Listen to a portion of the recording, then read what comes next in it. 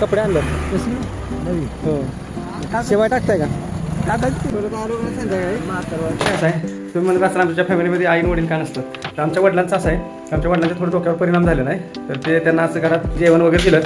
की कोणी काय घालतं का काय म्हणजे घरातल्या व्यक्तींवर कंटिन्यू आपल्या संपर्कात असणाऱ्या व्यक्तींवर त्यांचा विश्वास राहत नाही की ते म्हणतात तर जेवणात काहीतरी घातलं असेल म्हणजे बाधा केली असेल काय केलं असेल असं घाबरतात त्यांच्या काय नावावर काय कुठली प्रॉपर्टी नाही किंवा काय नाही आम्ही पण वगैरे दिलं की ते बाहेर जेवण आमचं खायचं नाही संशय घेऊन ते बाहेर जाणार आणि शेजारपाजारांना मागणार पैसे मागणार जेवण मागणार असं करतात त्यांना काय म्हणजे असेच कपडे वगैरे दिले तर आंघोळ वगैरे करत नाही कपडे धुत नाही किंवा काय नाही असं तुम्ही बघितल्यानंतर म्हणताना असं कसं वडिलांना ठेवलं किंवा काय तर असं काय नाही त्यामुळे पण त्यांना आपण वेगवेगळे कपडे दिले पाहिजेत पहिली फाटली खराब झाली त्यांना नवीन देणे हे आपलं कर्तव्य आहे